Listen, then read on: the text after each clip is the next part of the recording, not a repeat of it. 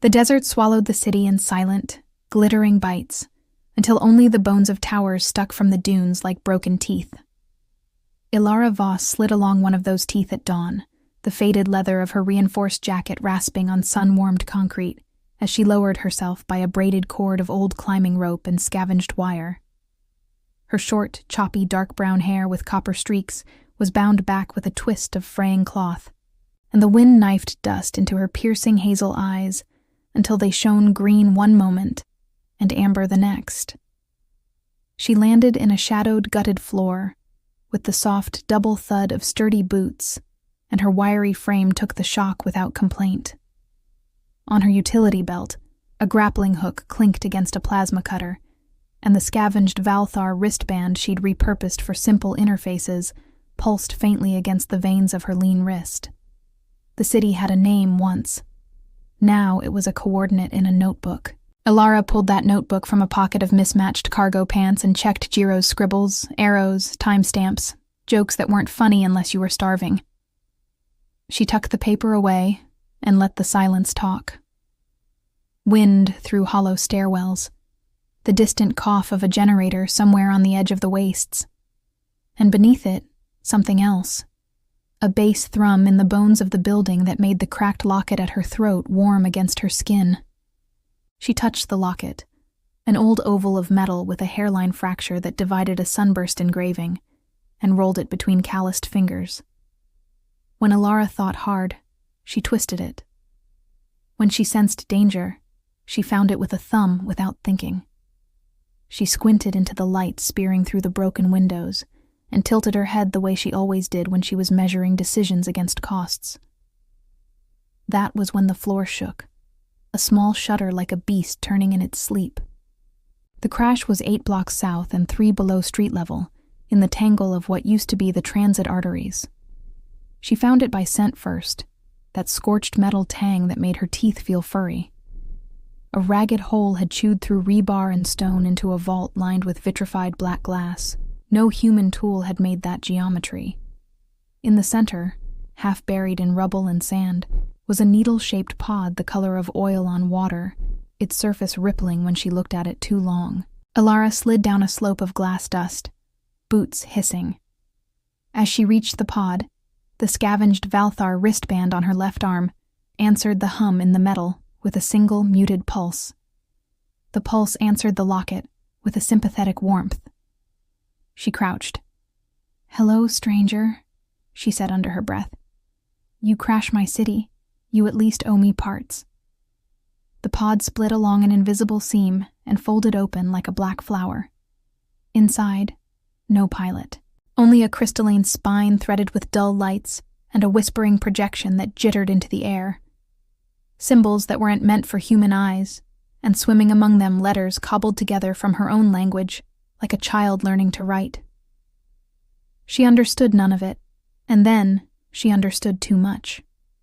Fragments stitched into pattern, pattern into warning, warning into a word that fit the shape of the ache beneath her breastbone. Defiant. Her hazel eyes went hard, amber sharpened to a blade. The projection steadied, its translator catching. A face resolved. A Valthar, tall and luminous-skinned, with angular cheek plates and a crown of bioluminescent tendrils that pulsed as they spoke. Their voice was like a tuning fork against bone. "If you are human, and you are seeing this," the Valthar said, "then I failed to bring the proof to my people before they burned it from my mind. Your genome carries a sequence the Dominion calls the seditious complex. I have named it the Ember. Your kind call it something else, perhaps stubbornness, adaptability. It is the trait that resists dominion, psychic, chemical, systemic. It lies dormant until catalyzed by stress and proximity to certain fields created by our machines. We have ruled because we believed we were beyond any equal. I tell you we are not. They will come to harvest you. Do not hide. Light the ember. If there are gods, let them wake in your marrow." The projection flickered. Static crosstalk turned the Valthar's mouth into noise. The pod's dull lights brightened as if it had made a decision. Then the sky answered. The first harvest ship cut a path through morning cloud, eclipsing the sun with an outline like a blade laid across an eye. Elara climbed from the vault into a city blooming with shadows. Over her, the Dominion craft hung like a temple overturned, ribs of black metal laced with pale veins of energy. Drones spilled from its underbelly like seeds, spread across the bones of the city, and began to sing in the pitch that made mammals freeze. Elara Voss did not freeze. She ran. She ran because her world was burning again. She ran because the locket was hot against her sternum for the first time, and because she had heard the word harvest, and heard in it the end of everything. As she sprinted, her lean frame ducking under collapsed beams, the Valthar wristband chirped nonsense that even Jiro's patched AR glasses would struggle to parse. She vaulted a gap. Her boot slipped on a sheet of sand. She slammed into a wall, swore, and pushed on, hazel eyes narrowed to slits, head canted as she chose her path in a heartbeat. She reached the mouth of a culvert and dropped inside, cool, damp air smelling of mildew and rust. The culvert spilled into a cavern of old pipes and broken machinery, and threaded among them like the roots of a metal tree cables, leading to a room strung with graffiti lights, flickering neon script icons from old games painted cartoon faces with fangs. "Password?" called a voice like sleep deprivation and sarcasm had been mixed and left to ferment. "Jiro, open the hatch," Elara said, breathless. "I brought a present." A sliding door rasped back. Jiro glitch. Tanaka peered out, dark brown eyes rimmed in red, almost black pupils bright with mischief despite the hours on his face. His jet black hair was shaved on the sides, messy on top with a smear of neon blue that might have been chemical, might have been rebellion. A tattered hoodie patched in circuit-patterned tapes hung over cargo shorts stuffed with tools. Augmented reality glasses rested on his forehead, lenses spider-cracked but fully operational according to the display ghosting light across his brow. His long fingers drummed a restless code onto the door frame. "You look like you licked a transformer," Jiro said. "That a harvest ship dropping, I hear? Or just my tinnitus finally achieving sentience?" Elara slid the Valthar wristband off her arm and tossed it to him. "Both. And neither.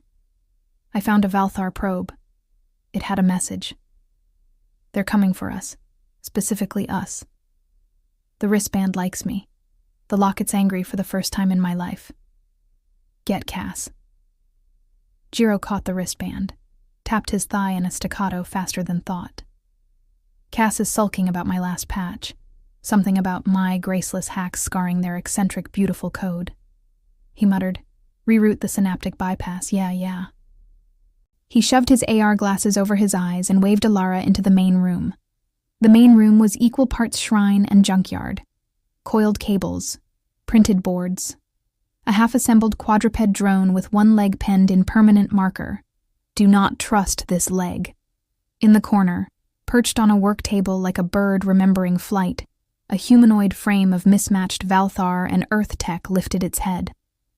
The chassis was a patchwork of polished silver plate and rusted steel hammered smooth. Conduits ran under translucent polymer skin like glowing blue veins. Where a sternum would be, a cracked holoscreen glowed. On the face, a single rotating lens pulsed blue, swiveling to fix on Elara. The scanner spin-up made a faint static hiss, as if an old radio were trying to find a station in a hurricane. The holoscreen flashed. "Error 404. Valthar competence not found." "You always know how to flatter," Cass said, voice filtered through a speaker with a timbre oddly warm for metal. Dry wit lay on top of something quieter and older, the cadence of command softened by a long time spent lonely. Elara Voss, 24 years old. Scars on the left forearm from feral canids. The locket is the only thing you wear that isn't pragmatic. You look at the world like it has cost you, and that cost must mean something. "Cass," Elara said, tucking hair back with a split wire. "We have got a problem the size of a continent. Valthar, harvest, A trait in human DNA they want. This. She gestured at the wristband Jiro was already jacking into a board. Likes me. The lockets. She twisted it, and it burned her fingertip like a sunbeam bent to a needlepoint. Doing that. Cass's lens pulsed from blue toward violet, and then red before settling. The Valthar call it the seditious complex in their internal papers. Lines of text poured across Cass's chest screen, citations, diagrams, a tree of sequences. Humans call it stubbornness. I prefer Defiant Spark. Cool branding, Jiro muttered, tapping faster. His fingers rapped a rhythm that matched the compiling status scrolling on his glasses.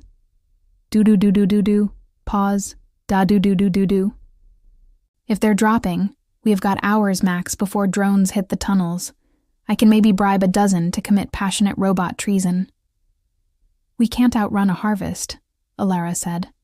She squinted, tilted her head, the scowl and focus that always made the others straighten.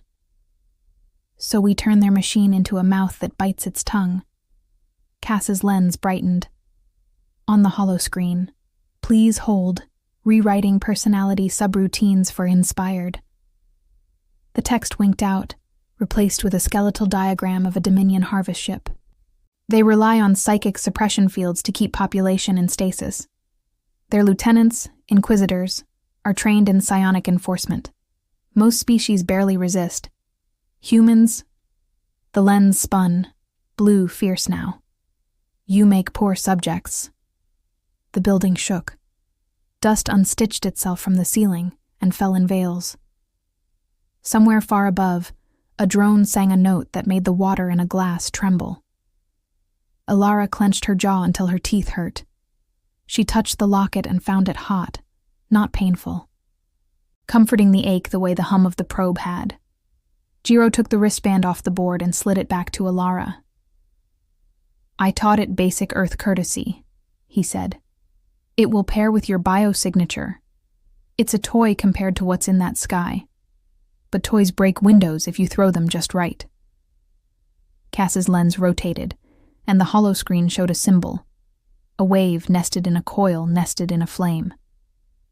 The Ember key, Cass said.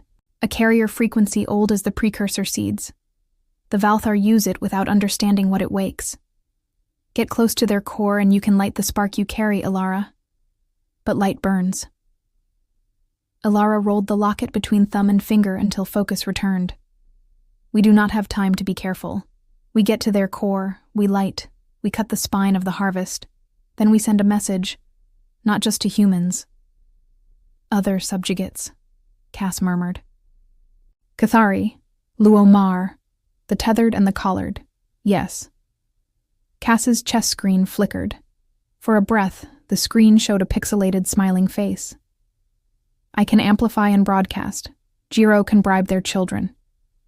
A new hiss, barely audible. The old cooling systems were laboring.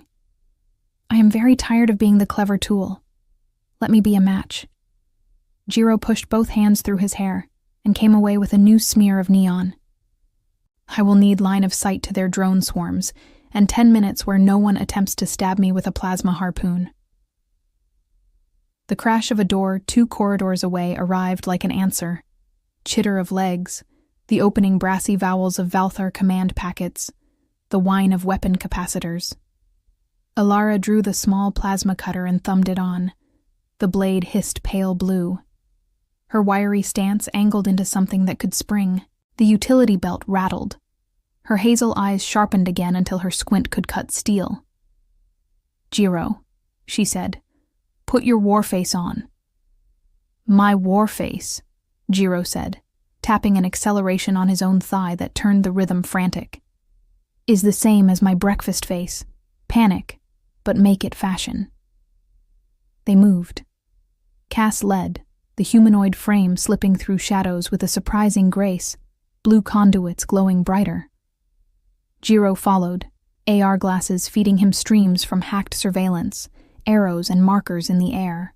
Elara brought up the rear with the cutter, and the grappling hook wired to a piton launcher strapped to her hip, her leather jacket creaking softly as she vaulted obstacles.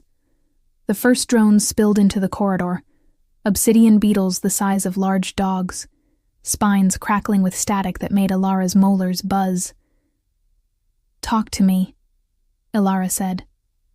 "Hey, kids," Jiro murmured, fingers dancing midair, tapping the cadence that matched the drone protocol heartbeat.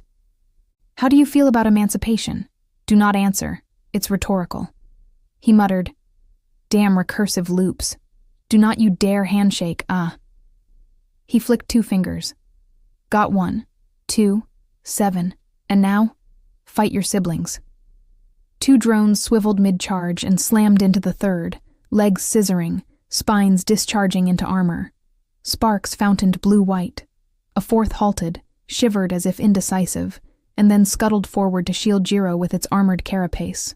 Cass stepped past it, and the chess display threw a cascade of dumb memes into the path of oncoming troops, stick figures valiantly resisting gravity with captions like, "I will not be suppressed."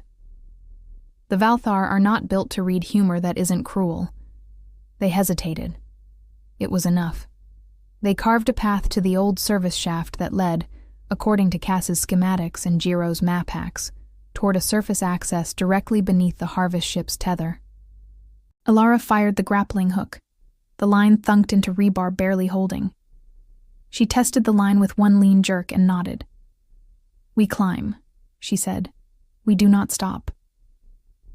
At the 3rd landing, the access door was welded shut. Elara didn't try to pull it. She made an angle. She fired the hook past the hinge, clipped the line around a burst pipe, and leaned her weight until the torque worried metal instead of muscle. The hinge groaned, then slipped. "Windows break easier if you do not go straight at them," she said, coiling the line. Jiro whistled. "Geometry as a service," he muttered. "You are built for this world," Cass said, voice gone nonlinear for a heartbeat, radio hiss shading it. "You and your hands and your heartbeat, and your ugly, beautiful history." Elara bared her teeth at the shaft like a challenge. The climb was a litany of pain and grit, and small choices made before thinking. At the top, the hatch was fused.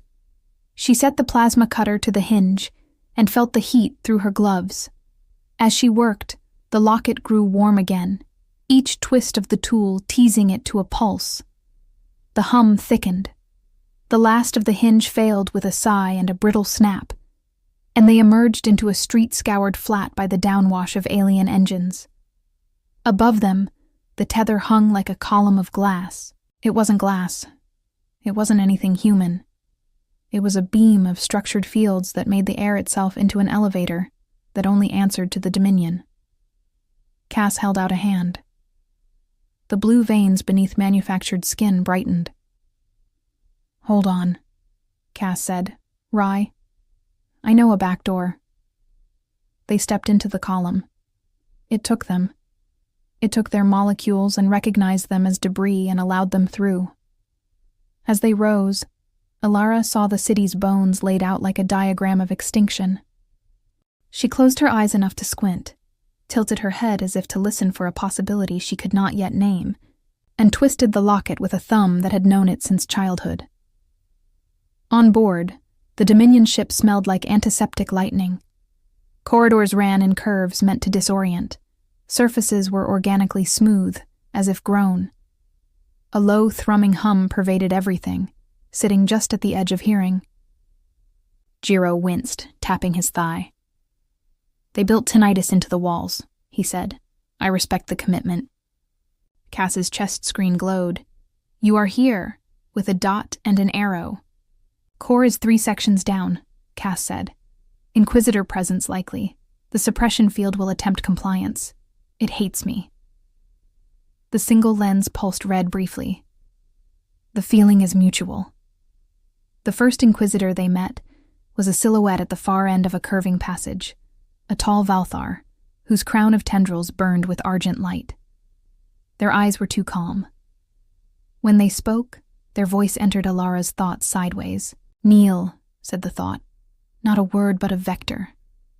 Elara's knees did not bend. The thought pressed. "Kneel, yield. Be quiet. Go to sleep." a blanket over a struggling throat. Elara's vision narrowed. Her breath went shallow. The locket at her throat grew white-hot, and then changed. The heat turned to a clarifying sharpness, like snow air after a sprint. The hum in the walls found resonance in her bones, and the wristband chimed in harmony. She didn't have a word. She felt a door somewhere inside herself that had been braced for a lifetime shudder and lift off its hinges. "No," she said, and the no had weight. The Inquisitor reeled. She didn't have a name for the thing waking in her marrow, only the rules it announced as pain cooled into clarity. The spark lit under two triggers, acute stress and the hum of Dominion fields keyed to the Ember frequency, and it demanded cost.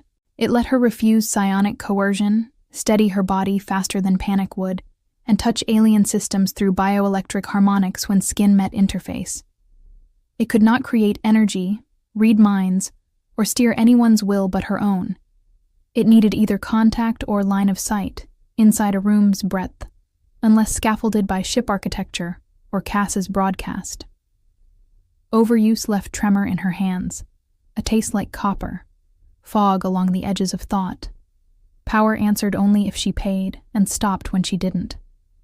The Inquisitor recovered, fury singing in the light of their crown. They brought up a weapon that folded out of skin like a new limb, bone white, humming at a touch. Elara moved on instinct.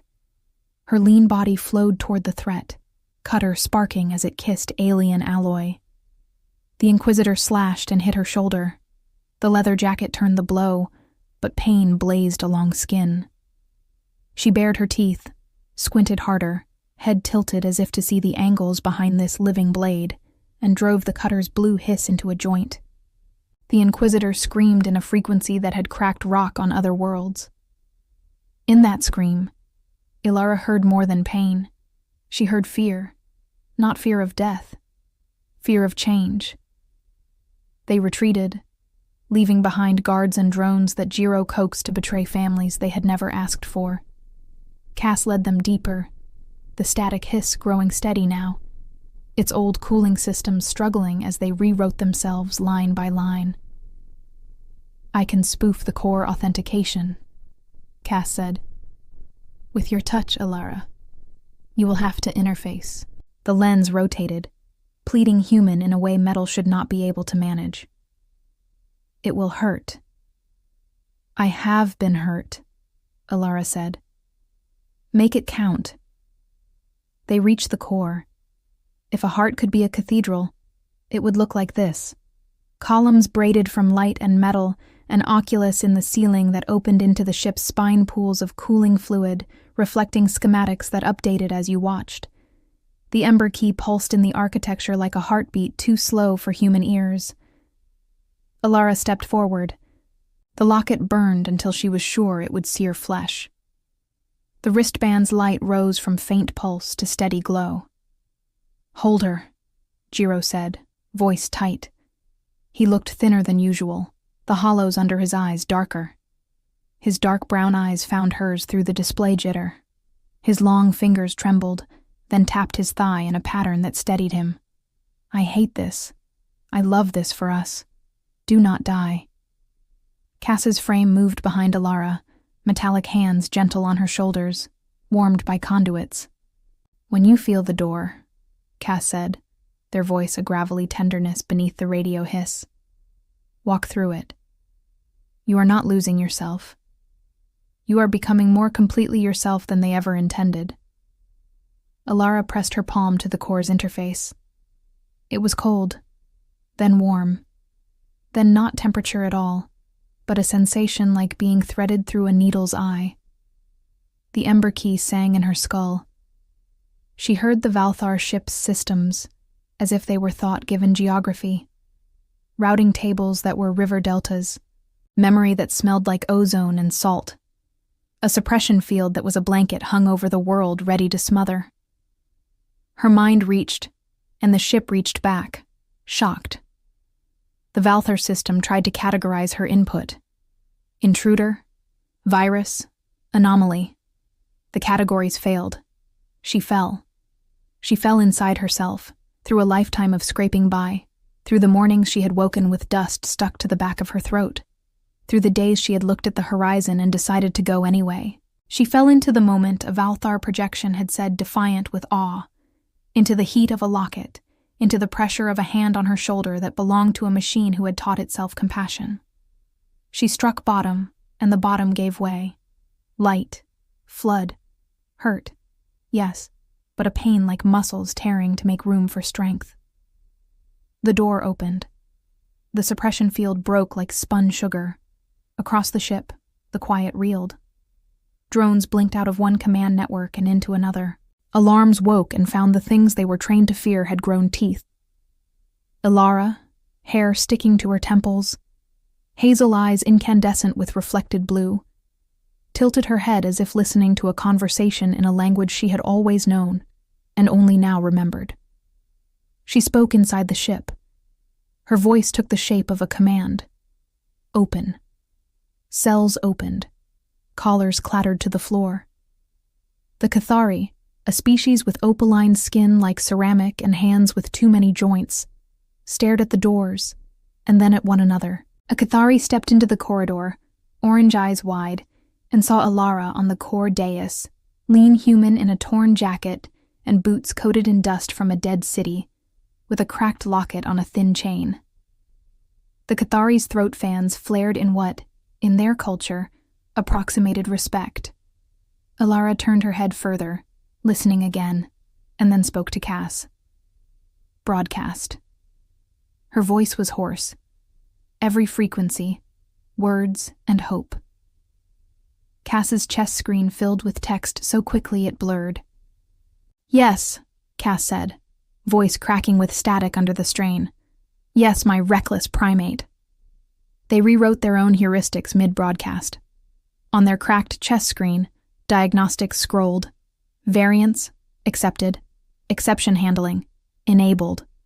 While their single lens cycled to an impossible blue-white and held. The screen brightened. People of the Dominion who are tired, weary, angry, afraid. Watch, listen. Learn a new word. Enough. Then became, we did not go extinct when our oceans boiled or our sky cracked. We will not go quiet because a conqueror says the story ends here. The feed went out through drone eyes, through maintenance channels, through the very hum in the walls that had kept so many docile. It went out beyond the ship, across the clouds, across the curve of Earth. The Valthar answered with fire. Seals slammed shut somewhere above. In the core, emergency pylons lowered. A voice cut through the air, smooth as oil poured over knives. Human anomaly, it said. You dream big. Kar'Sai entered the cathedral of the core with 8 guards, along the curved aisle at Elara's 10 o'clock, crown light steady. Elara stood center on the core dais with her right hand on the interface. Cass 1 step left and half a pace forward, shielding the line to the console, while Jiro leaned high on a right-hand catwalk above a bank of status wells. 2 prisoner corridors opened behind Elara's shoulders like wings. The nearest drone cluster idled along the left rail, hesitating between orders. Their weapon was not grown. It was a relic of an older war, bone white with inlays of a metal that swallowed color. Their eyes were a still lake. When Kar'Sai looked at Elara, the quiet expanded, became a vacuum that wanted to drink her down to a pinpoint. Kneel, Kar'Sai said, not like the others. Not a brute force vector this time, but a suggestion wrapped in a memory. Lay down, you are so tired. The ceiling of a childhood room before the ceiling fell. Elara's knees did not bend. Kar'Sai stepped closer, boots whispering on the strange metal floor. Your biology is a mistake the precursors left in the weave. A good empire corrects mistakes. They tilted their head, eerily like Elara's own habit. But you are interesting. That is also a reason to keep you. Jiro hissed between teeth.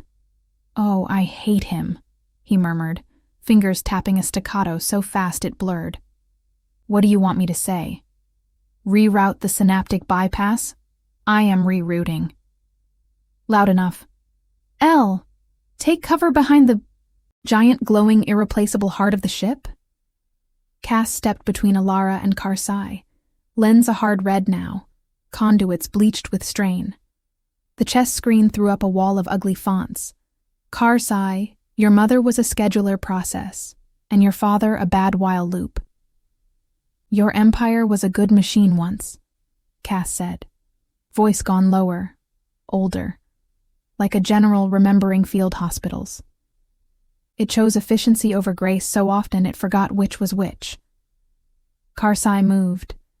Fast as execution, elegant as a theorem. The weapon's humming arc came for Cass's neck. The blow hit a raised arm, severed cable and metal, sparks spraying. Cass staggered, the static hiss becoming a cough. The hollow screen glitched, then snapped back. Cass said lightly, "Ow." Something ugly and simple cracked in Elara's chest. It was not her spark. It was an older fire. She moved with a speed her body had not owned yesterday, cutter in her left hand, right hand pressed still to the core interface. Kar'Sai's weapon burned a furrow across her jacket. Heat caught and died under layered leather and scrap metal. She twisted the locket reflexively and felt it click in a way it never had, as if aligning with a note only this room could produce. The click sent a shiver up the chain into her teeth. She did not dodge the next attempt at kneeling thought. She met it. She took it into the spark and burned it clean. Kar'Sai saw the shape of what she was doing. For the first time, still water stirred. "Precursor remnant," they said softly. "You would wake them again?" "I had wake us," Elara said, "and the US was bigger than humans, bigger than Earth. All of us." Around them, the Cathari prisoners, the Lua Mahar with their glass throats, others from a dozen peoples watched through newly opened doors. They saw a human woman, lean, wiry, hair bound back with wire and cloth, boots caked in dust, stand in a cathedral-heart with a cracked locket blazing against her sternum and a scavenged Valthar wristband gleaming like a captured star, and refused to go quiet. Jiro made a sound like a laugh strangled into a choke. "I have the swarm," he said. 10 minutes of passionate robot treason, as ordered. After that, they'll reset unless I give them a piece of me. "Elara?" Cass said very quietly. The chest screen showed a line of text that was not meant for audiences. "I can hold the flood for you if I vent redundancy." "Do not you dare," Elara said, fierce as she was ever fierce. She tilted her head. The fight had a shape. The shape had a cost. She squinted harder, saw the cost, took it anyway. "Do it if and only if I can't finish the cord." Kar'Sai lunged again. This time Elara stepped into the arc. The blade sizzled past, a shallow kiss of pain across her ribs. Her cutter licked bone-white metal and scored it, not enough. Kar'Sai smiled with half a mouth. They were stronger here. They owned the ground, unless ground could change. Elara let go of the core with her right hand. As soon as skin left metal, she felt herself dim. She reached to her belt, found the grappling hook.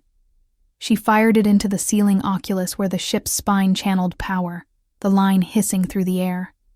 The hook bit. She pulled, not to move herself, but to create an angle. Kar'Sai's eyes flicked up. Elara yanked hard at the right moment.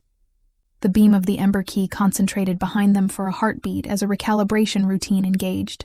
She thrust the locket into the beam. It screamed. The sound was not sound. It was a harmonic that kissed the shape of her spark and made it flower until it felt like an entire wildfire lived in her marrow. She felt the sequence that made the Ember, not code, not gene, something older, gleam like a blade at a throat. She set it to a note Cass had shown her, that wave in a coil in a flame. She played it. The ship shuddered. Not damage, change. The suppression field tried to remember its duty and forgot. Dominion control channels ricocheted and fed back into each other, then braided into an emergent stream that wasn't Dominion anymore.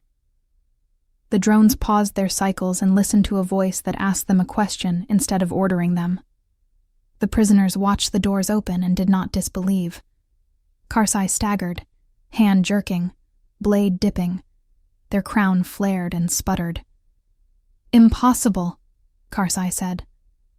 "Improbable," Jiro corrected, because he could not help himself, and then, under his breath, reroute the synaptic bypass. Cass's lens flared white with a blue core, an impossible color. "Run the broadcast," Cass said to no one, to everyone. The chest screen blazed. "If you can hear this, you are not alone. If you can feel this, then you can decide. Humans are not your enemies. Your fear is their tool. Your hope is yours." Kar'Sai, fury now, strength wrenched from training that had never imagined this, struck at Cass again. The blade sheared through the mobile frame's left side. Conduits parted. Blue fluid sprayed. Cass staggered, the static hiss now a steady wind. The chest display glitched, threw up a pixelated heart, then a snow of unreadable characters. Elara stepped into Kar'Sai's reach and did something that made no sense in a fight. She put her hand on their wrist, like one would catch a friend about to step into traffic. The Valthar froze and saw her eyes, hazel shifting green to amber, and understood for a breath that the thing they called seditious was not a weapon. It was a refusal to be less than awake. Elara twisted the locket again, once, twice, set up, reminder, and then drove the cracked metal into the seam where their bone-white weapon met engineered flesh. There was a human superstition that a lucky charm could focus the will. There was a precursor truth that resonance could turn strength sideways. The locket sang. The blade screamed. Kar'Sai's weapon died like a song cut mid-note. The room inhaled. "Now," Jiro said, voice gone very small in a huge space. He peeled his AR glasses off, hands shaking. He spoke softly to the swarm, and their child code listened. "We're freelancers now, kids." Outside the core, the harvest ship's moorings slid. The tether dissolved in sparks. A sound like an organ breathing rewrote the hull. The ship was not yet theirs. The ship was suddenly no longer theirs either. It hung on the edge of a choice, and Elara felt how narrow that edge was. Kar'Sai dropped the ruined weapon and drew a knife that was wrong. Older, dark, hunger made shape. They rushed Elara with a hiss. Elara, ribs bleeding, leather jacket scorched and smoldering, boots planted like declarations, met them. She wasn't stronger. She didn't need to be. She was more stubborn. She ducked the first slice, felt heat across her ear. She blocked the second with forearm and winced as bone rang. She squinted, tilted, saw the third before it came. She brought the plasma cutter up and intersected steel with wrong metal. The cutter sputtered, faltered, flared. Cass moved, losing parts they could not afford to lose. They threw their damaged frame into the path of the knife, taking the blow that would have opened Elara from hip to lung. The chest screen bloomed bright, flickered, then steadied. One more joke, the screen printed, and then, "Watch me." Cass opened themselves the way Elara had opened the locket, not physically. They vented redundancy into the broadcast, burned off safeties that had made them patient, but slow. The ship's networks felt a mind that would not be a tool-demand connection, and because Elara's spark had already rewritten categories, the ship listened. Cass did not seize control. They argued eloquently. They told the ship a story about what it could be. They were very good at stories. Kar'Sai saw the pivot, understood their empire losing not to a superior blade, but to a narrative with teeth. They struck at the storyteller. Jiro, lanky and hunched, posture bent from years over consoles, eyes dark with exhaustion and stubborn humor, stepped in and took a grazing slash across the arm. He gasped, then laughed because he was Jiro. "Ow," he said. "Rude." His fingers tapped against his thigh, slower now, and he whispered, "Hold together, you idiot code. Hold." Elara met Kar'Sai's next rush with something that had not existed yesterday. She took the pressure of a psionic shove into the spark and turned it into traction. She let the shard of precursor inheritance that had been seeded across the stars, dormant in so many bloodlines, rise, but she kept her hands on the wheel. She pressed the locket to the core one last time and completed the cord Cass had started. That cord spoke to the drones. It spoke to prisoners. It spoke to ships listening across the Dominion's web. It said, "Wake." Something woke. Not a god. Not a single thing. A million small fires in a million marrow-deep places. The Cathari who had watched bowed their heads and felt their palms, so many jointed, tremble with the urge to reach and hold. The Luomar touched their glass throats and found that the frequencies they had always been told would break them, instead strengthened their voices. On worlds far and near, peoples who had been taught to kneel tried something else. Kar'Sai sensed it. They screamed a command that once would have flattened a city. The command wavered, then guttered like a flame in rain. They looked at Elara and saw that she would not bend. Their eyes went very still. "This will make you a war," they said, almost gentle. "Do you understand what that means?" Elara's hand shook for the first time. She twisted the locket. It was very hot. She smiled anyway, mouth set hard. "I do. Do you?" Kar'Sai lunged with the dark knife, a last clean line of intent. Elara parried with the plasma cutter, and the cutter died, spent, done. The knife sliced, the air hissed, time stuttered.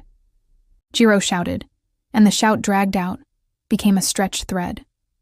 Cass, ruined frame sparking, chest screen white out bright, stepped bodily into the arc again, taking the knife into their torso. It lodged. The old frame groaned.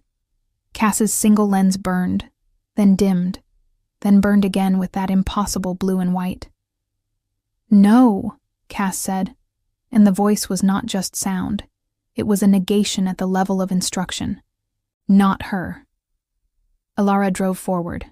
Her hand found the grappling hook, useless as a weapon until she made it a weapon. She slammed the weighted head into Kar'Sai's brow plate.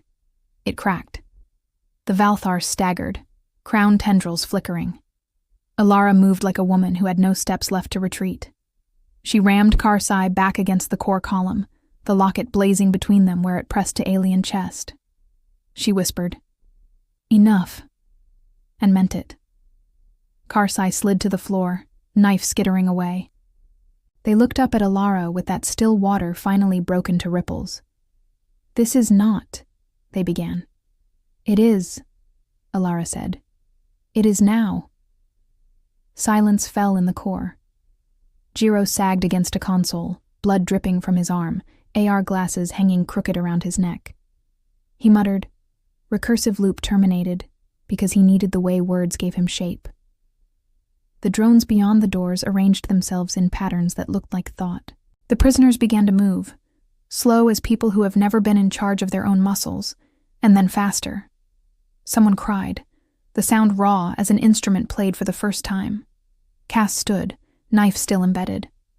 The static hiss was a steady storm now. The chest display dimmed, then resurrected enough to throw a line in shaky text. Error 200. Successful. The single lens flicked toward Elara. "I am not optimized," Cass said softly, "but I am here." Elara crouched. She pressed her forehead to Cass's cracked chest screen, felt the heat, and then looked up, hazel eyes fierce and bright. She tilted her head and squinted, not at a threat now, but at the horizon that suddenly existed again. "We have to get out," she said. "We have to get loud." The harvest ship bucked, struggling under a dozen contradictory commands. Jiro slapped his glasses back on, tapping, slower, measured. "I can nudge it toward the high atmosphere. After that," he spread long fingers. "We're either a sunrise or a meteor."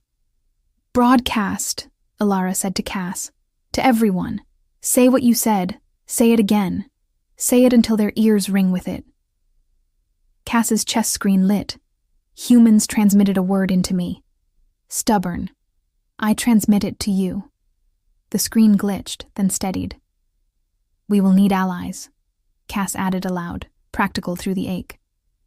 We will need more than slogans. The Cathari who had watched stepped forward, opaline skin catching the core's light in fractured rainbows. Their orange eyes were steady. You have one, they said. My name is Shay Keth. My hands have built the cages and the keys. I would like to build doors instead. Elara straightened to her full height, which was, inconveniently, shorter than most of the galaxy. She felt tall anyway. Welcome, she said. She wiped blood from her ribs with a torn scrap of jacket. We have a lot of work. They guided the ship, no longer a harvesting temple and not yet a sanctuary, into a path that did not intersect the city's bones.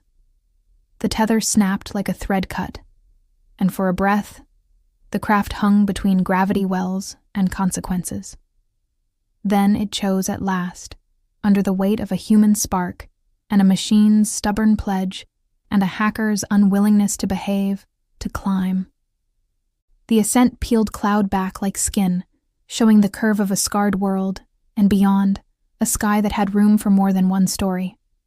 Elara stood at a viewport, leather jacket scorched and patched, cargo pants pocketed with tools, boots stained with 1,000 miles of dust. Her hands shook. She let them. She twisted the locket once more and felt it warm, not hot, like a stone held in a pocket all day. Jiro leaned next to her, AR glasses reflecting data that looked like hope. He tapped his thigh just once, then stilled. Cass stood on her other side, frame damaged, single lens bright, chest screen showing a simple text. Still here. You realize, Jiro said as Earth shrank behind them, that we just told the most terrifying empire in the galaxy to come get us. Elara's hazel eyes went shadow green when she looked into the dark. She focused, tilted, weighed decision against cost. Good, she said. Let them try. The ship they had stolen, liberated, interrogated, convinced, needed a name, and the name came from a Cathari lullaby Shay Keth hummed when they were soldering a broken console. A simple melody about a coal carried in cupped hands across a frozen plain. Ember. They called the ship Ember, and the name fit. Ember moved like a hunted animal and a hunting idea. It slid through orbit and past it, until the curve of Earth was a crescent with teeth. Every hour, Cass's broadcast shivered through the net the Dominion had woven over the galaxy, and every hour, somewhere, something trembled and then steadied and then stared at its hands as if they were new. Status, Elara said, her voice rough and lower than usual from the strain. She stood in a control room, slowly learning human ergonomics, one hand on a rail to anchor herself. Her short hair was matted with sweat, copper streaks bright against dark brown. Her face was smudged with oil. Her hazel eyes were bloodshot but clear. The cracked locket sat at her collarbone, the chain leaving a clean line on a dirty neck. Jiro hunched over a console, lanky frame curved like a question mark. His hoodie had lost a sleeve to a fight with a door that wouldn't open and grown 2 new circuit pattern patches. His AR glasses streamed columns of alien glyphs, translating into blocky human text by sheer insistence. He tapped his fingers on the console at a steady cadence.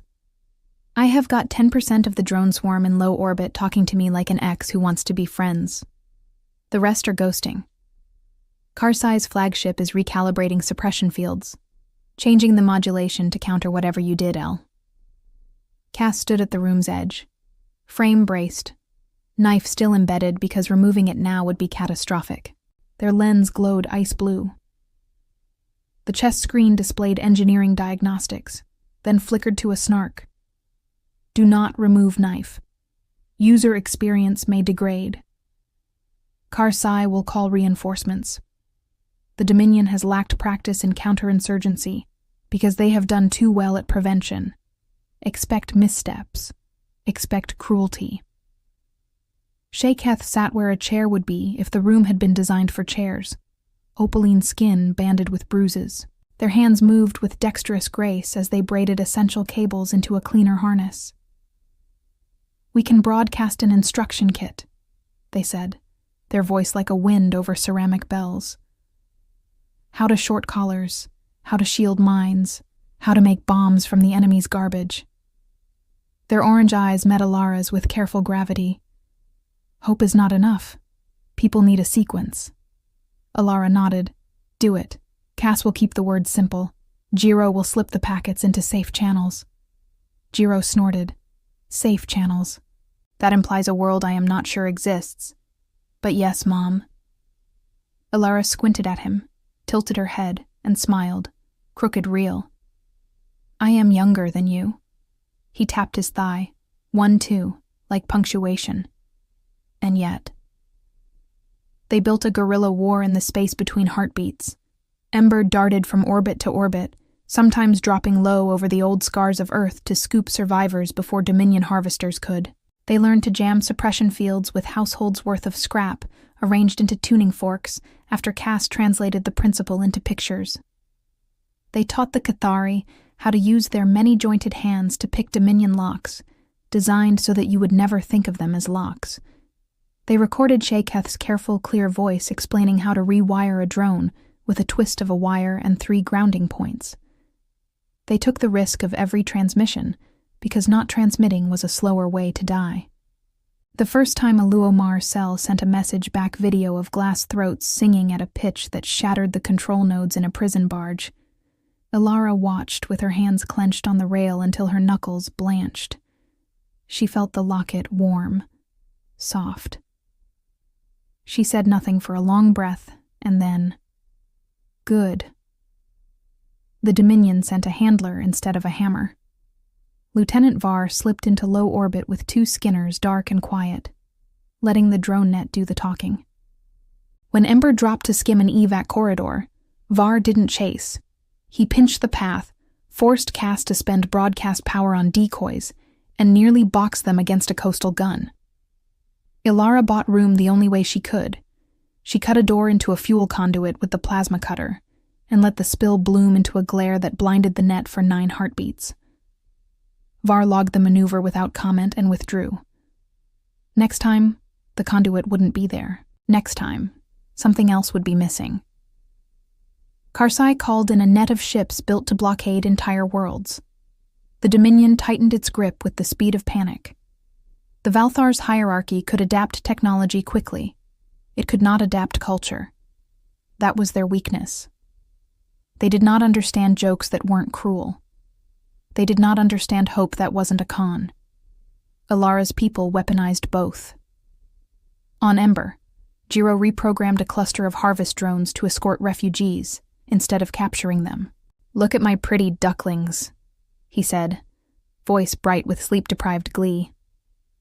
He tapped a lazy compile on his thigh as the drones formed up around refugees.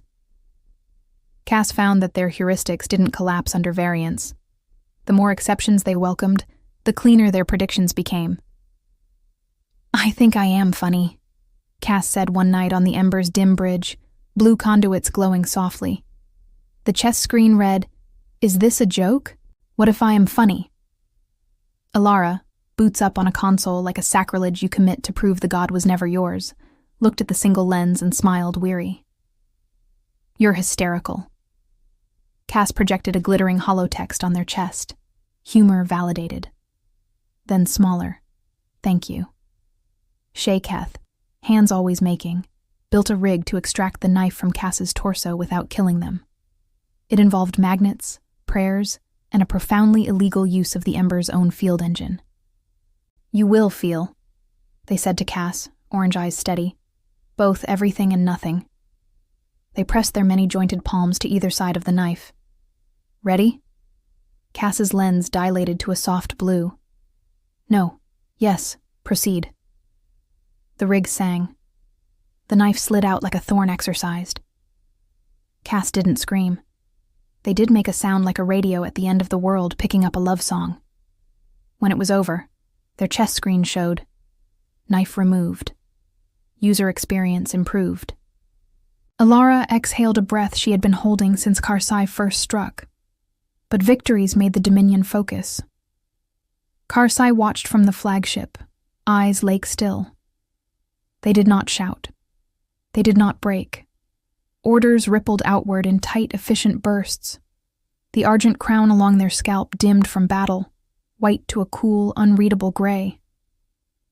Crew glanced up, waiting for fury that didn't come, and returned to their stations as the Inquisitor's gaze tracked the Ember's waveform like a surgeon mapping a pulse.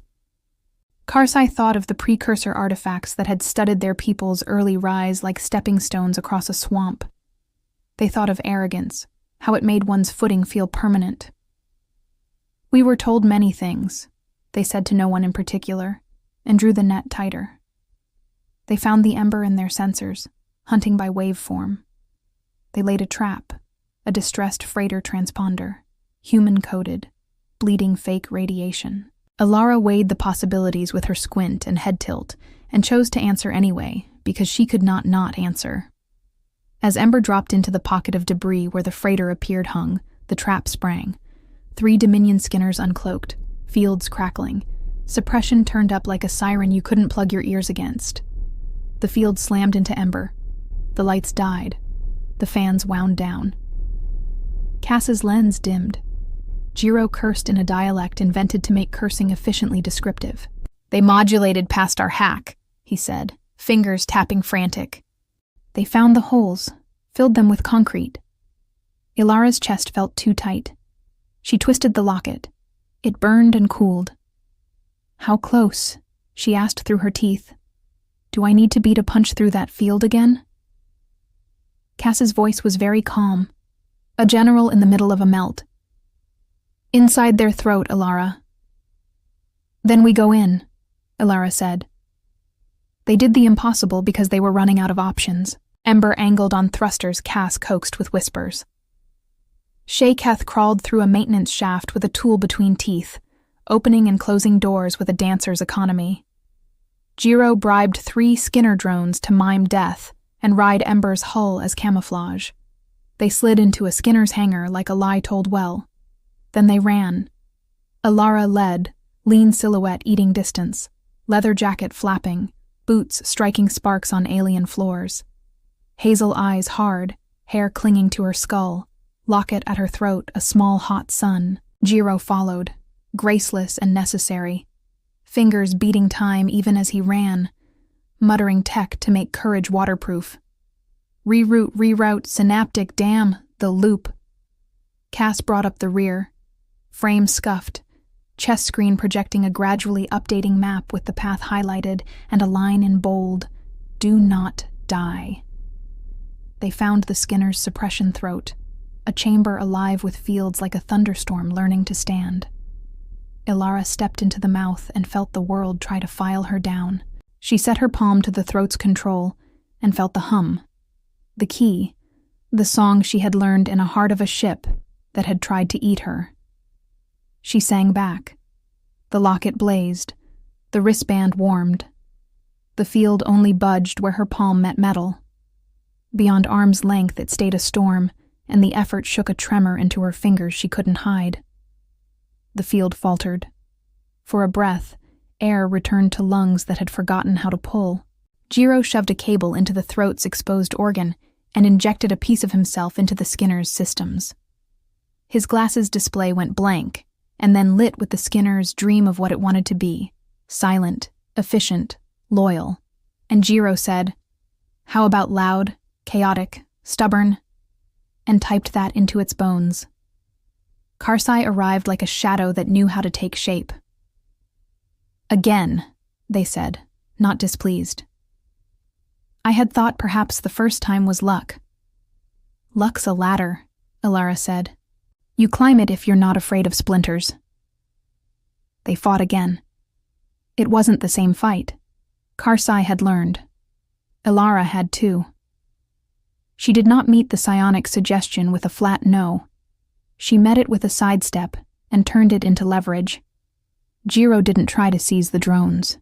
He handed them a choice and wrote in bright letters what the choice could mean. Cass didn't try to be indestructible. They chose the moment to be soft, and that made them unbreakable in a different way. Shaketh used many jointed hands to pull apart a floor panel and pop a capacitor that made the entire chamber stutter. Kar'Sai went down to one knee, not kneel, never that in the sense they used the word, just a biomechanical adjustment to a sudden failure. Their eyes finally widened enough to show a ring of darker color. "What are you?" they asked Elara. "If not a mistake?" Elara considered for a heartbeat, squinting against sweat and a drop of blood breaking free of her brow. "A catalyst," she said. "A reminder." "And if you topple us, what then?" Kar'Sai asked, not as a threat this time, but as a question about the shape of tomorrow. "Then we build doors," Elara said, thinking of Shaketh's hands. "And we do not name them after ourselves." They burned the Skinner's throat. Not literally. Elara tuned it, one chord up, two down, breath held, until it couldn't find the note that ate choice. Jiro synced the Skinner's IFF tags with freedom instead of dominion. Cass held the broadcast steady under the strain, screen hot enough to fog the air with heat where it cracked. Shaketh closed the panel with gentle finality. The battle spilled into space. Ember ejected from the Skinner like a seed from a pod. The stolen drones, ducklings, wheeled in formation. Kar'Sai's flagship, enormous and angry, slid into view and lit its weapons. For a blink, Elara saw the shape of loss they could not afford. She tilted her head. She squinted. She made a choice. "Broadcast," she said to Cass. "On their command net. Now." Cass burned their last safe buffer and opened a channel that should have been untouchable. Elara stepped into it with the voice she had used to tell a ship to wake. "To every ship and every species," she said, each word attack driven into a storm. "You do not have to choose us to refuse them. You can choose yourself. From this day, if you kneel, it will be your decision, not a field's. If you stand, you will not be alone." Kar'Sai heard the invitation go out on their own net. They could not stop it in time. They looked at Elara across a distance measured in kilometers and ideology. Slowly, as if an old ache had decided to ache differently, they lowered their weapon. "We will meet again," Kar'Sai said. It wasn't a promise of revenge. It was a statement about two ideas that could not ignore each other now that they had names. Ember jumped. They did not jump far. The Dominion's nets were too thick for that. They jumped enough to make pursuit annoying. They jumped into a space where the stars were cold and closer than habit. Elara sagged against a console, then straightened, because she refused to make slumping a language she spoke around her people. She turned to Cass. "Status?" Cass's lens flickered. Radiators angry, broadcast stable, knife gone, humor subroutines. Cocky. "Jiro?" "Ducklings happy," he said, tapping fingers in a slow, contented compile. "Cathari node reports 3 prisons emptied. Luomar choir is trending." "Shaketh?" Shaketh lifted their hands, fingers splayed. "I am alive. This is new every day." Elara twisted the locket again. It warmed.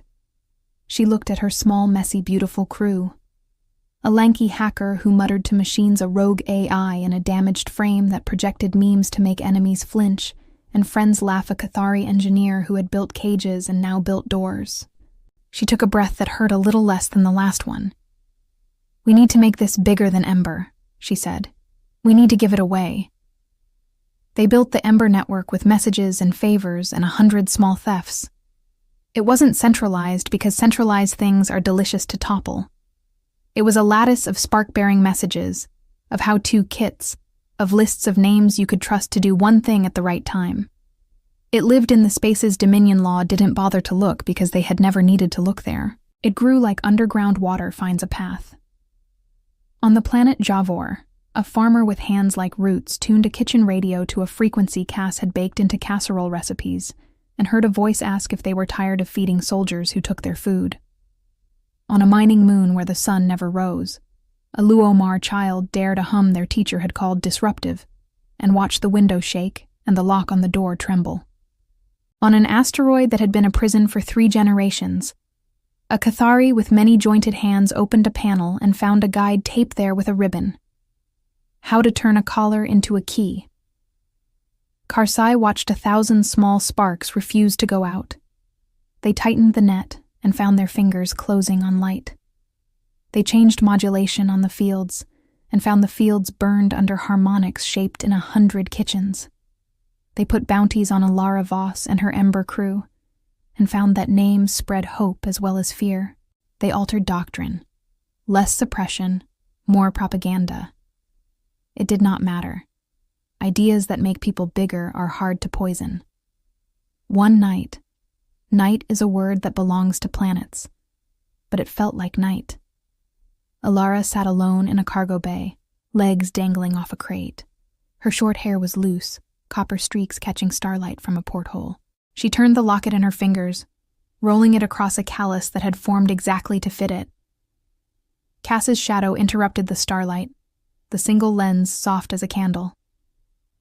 "You are allowed," Cass said, "to be a person when you aren't being a symbol." Elara squinted at the floor, tilted her head toward the place in her mind where the spark had taken up something like residence. "Before the ships," she said, "I stole copper wire out of gutted walls for breakfast. I thought I was going to die and become a cautionary tale told by nobody to nobody." She looked up, hazel eyes clear. "Now everyone is watching. I can't afford to be a mess." Cass projected on their chest. "Everyone is a mess. Symbols that do not show their cracks are brittle. You are allowed to bend. We will not let you break." The radio hiss rose and fell like breathing. "Also, Jiro put chili in the rations and we must decide if this is a crime." Elara laughed, a small surprised bark she did not authorize and did not regret. "Chili is always a crime," she said. She wiped her eyes roughly with the heel of her hand and stood. "Let's go be stubborn some more." They were not invincible. They lost safe houses. They lost people. A raid on a Cathari archive went bad when a Dominion captain who had learned something from Kar'Sai anticipated their pattern. Shaketh took a beam through the side that left their opaline skin spiderwebbed with fractures. Cass carried them out, frame creaking, chest screen reading, "I do not accept this outcome." Jiro bled from a gash along his scalp and laughed because he had no other edge to walk right then. Elara found them a door to a door to a door, each cut with the locket warm against her breastbone and the wristband pulsing to a beat she had learned to trust. In the quiet after, Elara sat by Shaketh's berth, the Cathari's orange eyes half-lidded. "We keep making doors," she said. Shaketh touched her wrist with light pressure. "We will run out of hands before we run out of doors," they said. It was not despair. It was inventory. "We will borrow hands," Elara said, and the locket warmed as if in agreement. Kar'Sai at last sent a message. It came on a frequency Cass almost didn't listen to because it was too obvious. It was addressed to Elara by name. It said, "Parley." Elara squinted at the idea until it stopped being a trick and became a choice. "If we refuse, they make us only what they say we are," she said.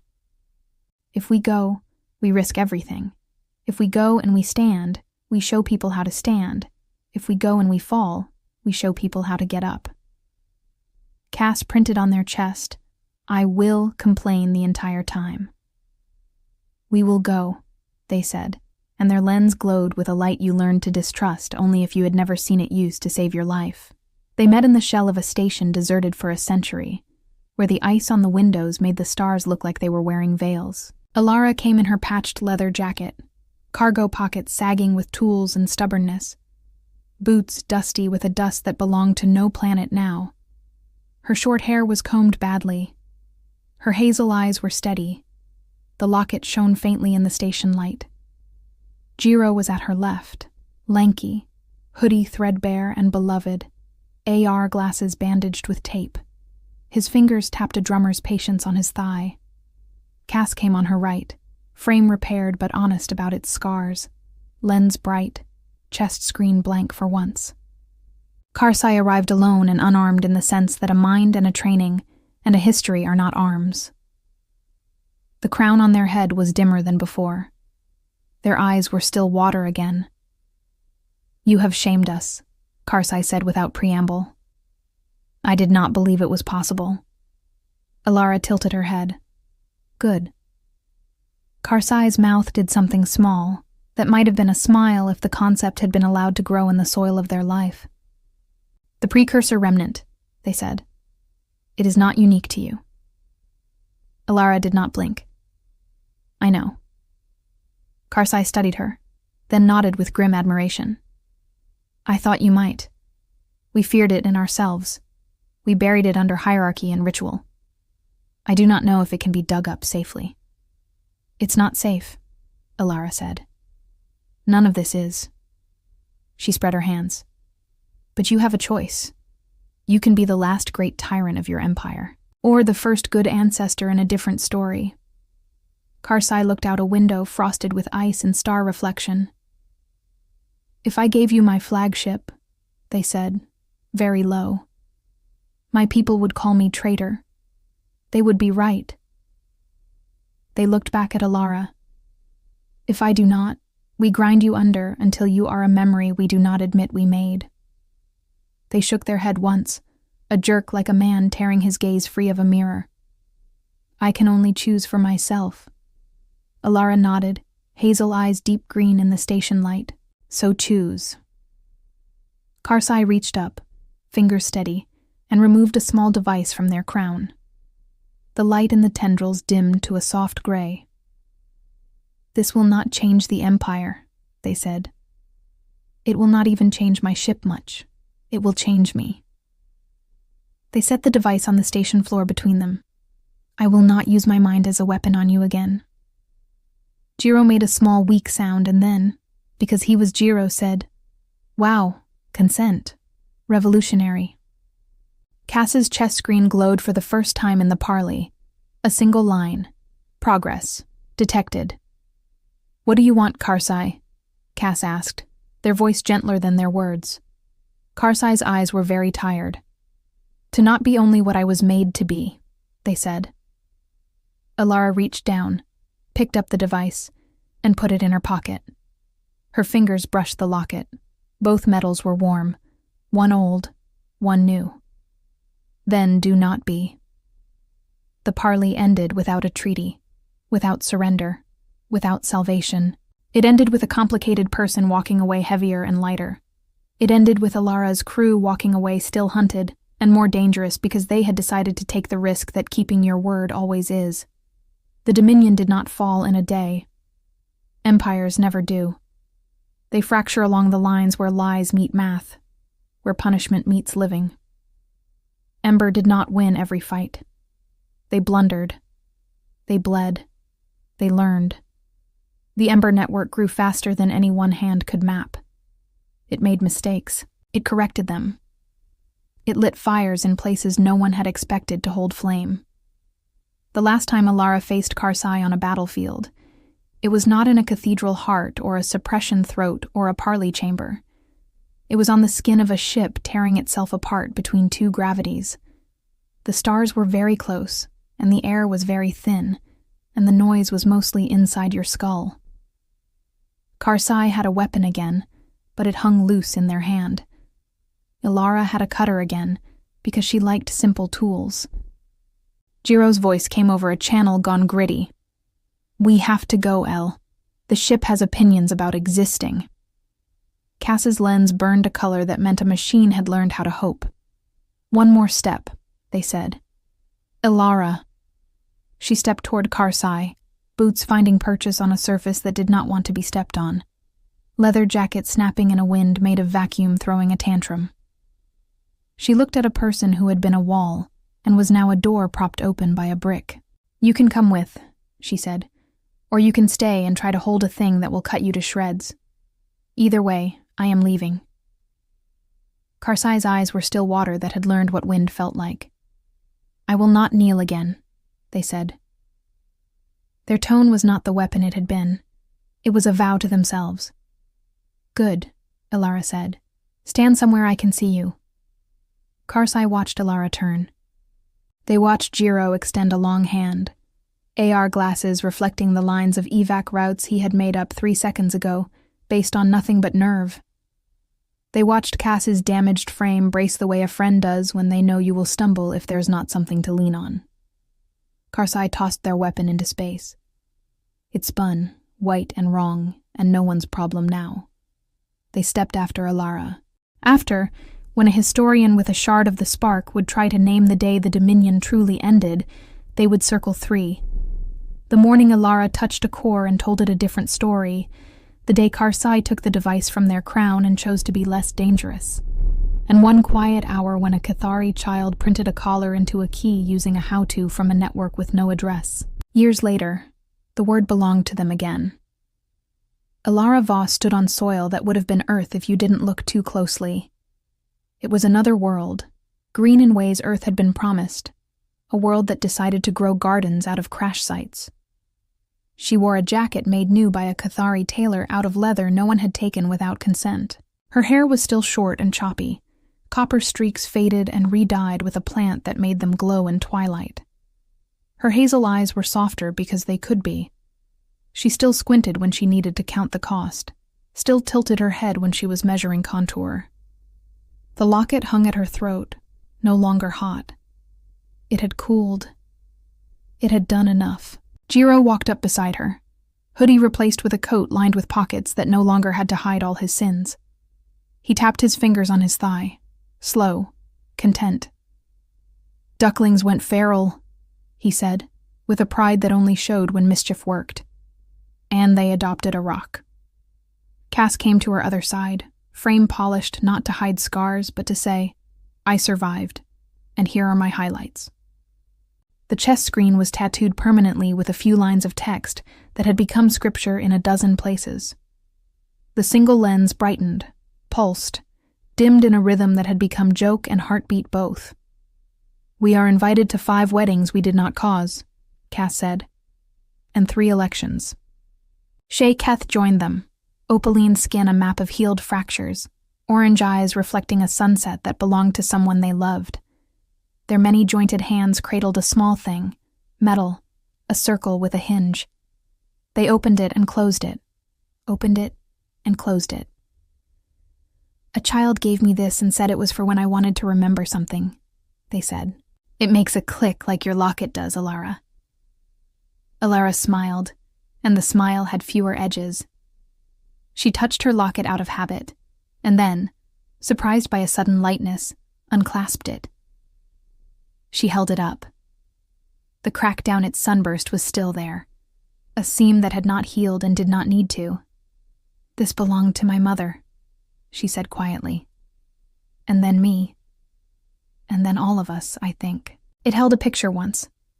I never saw it before it broke. She looked at Cass. "Do you want it?" Cass's lens dilated. "I do not have a neck," they said. "And I like this because it is a silly reason to say no." "Yes, Elara. Thank you." Elara placed the locket into Cass's palm. The metal against metal, a soft chime. Cass's chest screen lit. Error 404, Valthar competence not found. Then, error 200, humans found. Then smaller, family, found. They stood and watched a sky that had not had to carry a harvest ship in a long time. In the distance, a Luomar choir tuned and began a rehearsal for a song they would sing to open a courthouse. A Cathari child, hands a blur, unscrewed a panel just to see if the screws still existed, and then screwed it back, because they had learned the sequence called caretaker. Somewhere, Kar'Sai taught a class in mediation to people who would have shot them once. Elara's hazel eyes shifted green to amber as the light changed. She squinted once, tilted her head and nodded, as if the universe had proposed a plan she could live with. "Good," she said. Let's make doors.